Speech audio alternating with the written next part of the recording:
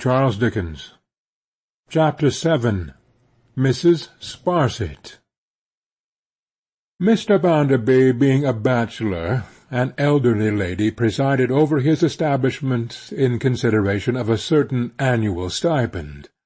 Mrs. Sparsit was this lady's name, and she was a prominent figure in attendance on Mr. Bounderby's car, as it rolled along in triumph with the bully of humility inside. For Mrs. Sparsit had not only seen different days, but was highly connected. She had a great aunt living in these very times, called Lady Scadgers.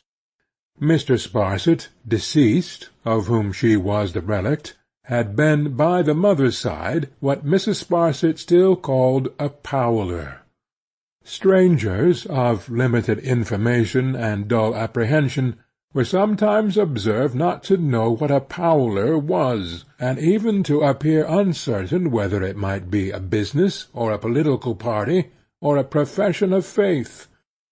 The better class of minds, however, did not need to be informed that the Powlers were an ancient stock, who could trace themselves so exceedingly far back that it was not surprising if they sometimes lost themselves, which they had rather frequently done, as respected horseflesh, blind hookey, Hebrew monetary transactions, and the insolvent debtors' court. The late Mr. Sparsit, being by the mother's side a Powler, married this lady, being by the father's side a Scadgers. Lady Scadgers, an immensely fat old woman, with an inordinate appetite for butcher's meat, and a mysterious leg which now refused to get out of bed for 14 years, contrived the marriage at a period when Sparsit was just of age, and chiefly noticeable for a slender body, weakly supported on 2 long slim props, and surmounted by no head worth mentioning. He inherited a fair fortune from his uncle, but owed it all before he came into it, and spent it twice over immediately afterwards.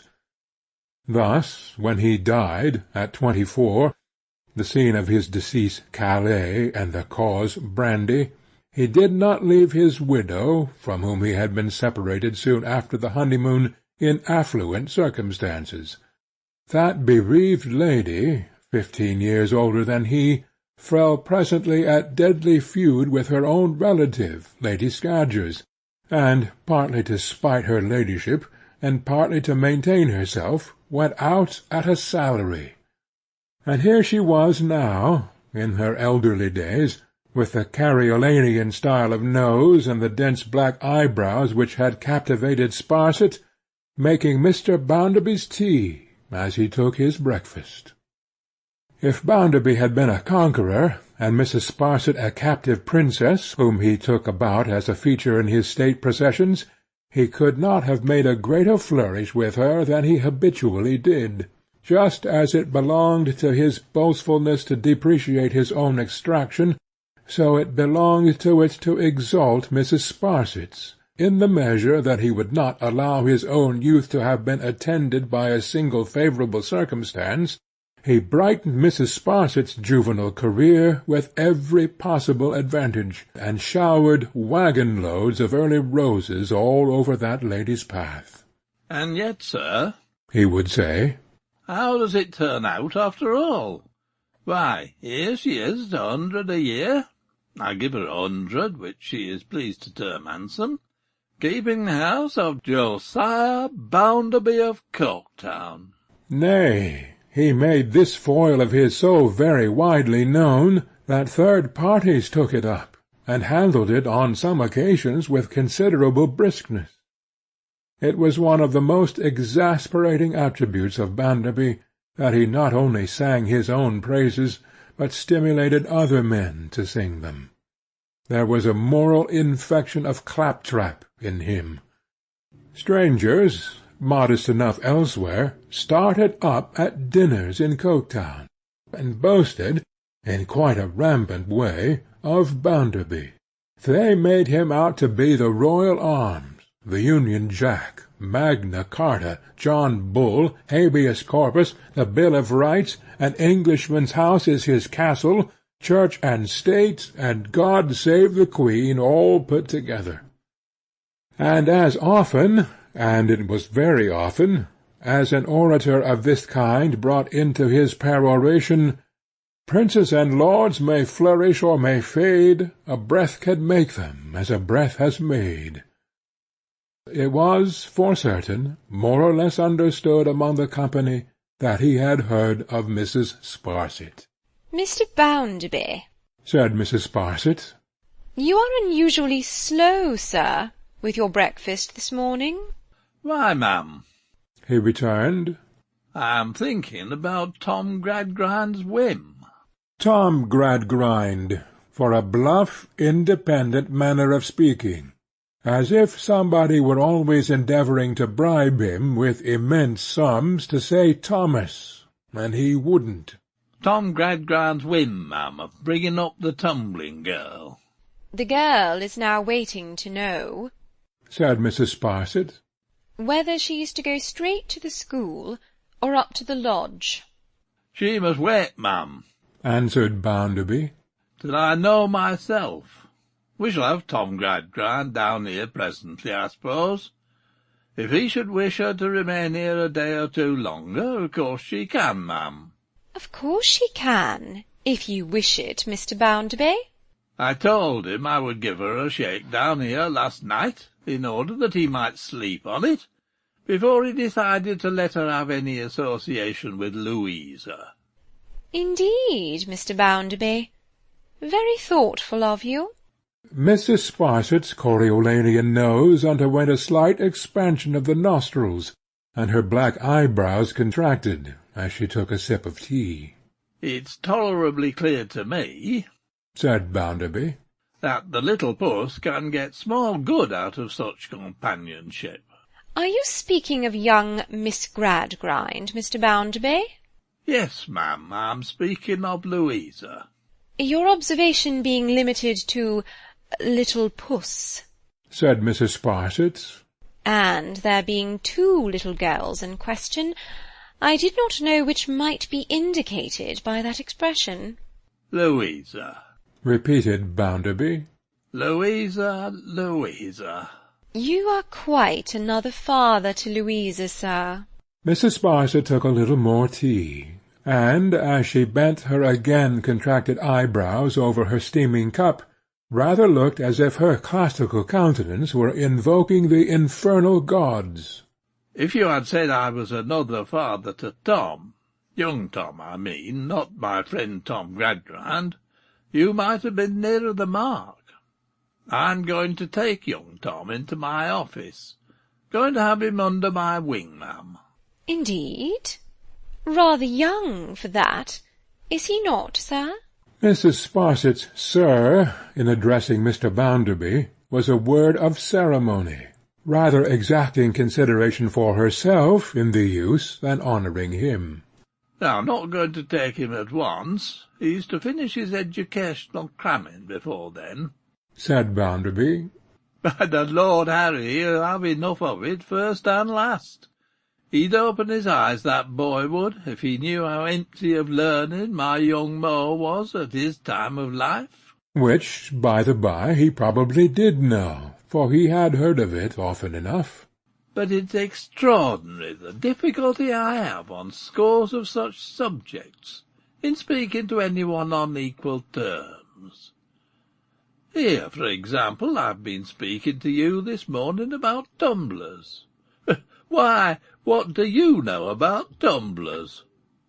At the time when to have been a tumbler in the mud of the streets would have been a godsend to me, a prize in the lottery to me, ma'am, you were at the Italian Opera. You were coming out of the Italian Opera, ma'am, in white satin and jewels, a blaze of splendour, when I hadn't a penny to buy a link to light you." "Ay, certainly, sir," returned Mrs. Sparsit, with a dignity serenely mournful. "was familiar with the Italian opera at a very early age." "Egad, ma'am, so was I," said Bounderby. With the wrong side of it. A hard bed the pavement of its arcade used to make, I assure you.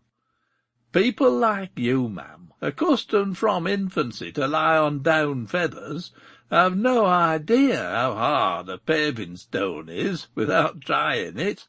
And no, it's no use my talking to you about tumblers. I should speak of foreign dancers, and the West End of London, and Mayfair, and lords and ladies and honourables. I trust, sir, rejoined Mrs. Sparsit, with decent resignation, it is not necessary that you should do anything of that kind. I hope I have learnt how to accommodate myself to the changes of life. If I have acquired an interest in hearing of your instructive experiences, and can scarcely hear enough of them, I claim no merit for that, since I believe it is a general sentiment. Well, ma'am, said her patron, perhaps some people may be pleased to say that they do like to hear, in his own unpolished way, what Josiah Bounderby of Corktown has gone through. But you must confess that you were born in the lap of luxury yourself.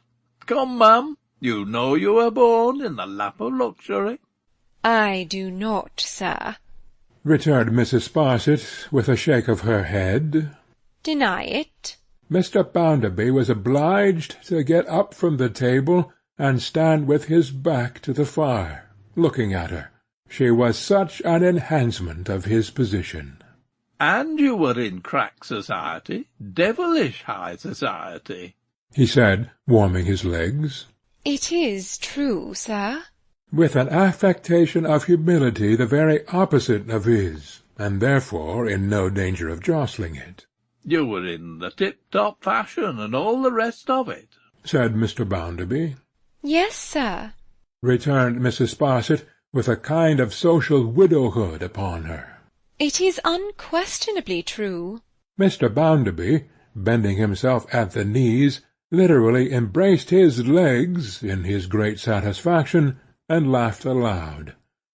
Mr. and Miss Gradgrind being then announced, he received the former with a shake of the hand, and the latter with a kiss. "Can Jupe be sent here, Bounderby?" asked Mr. Gradgrind. Certainly. So Jupe was sent there.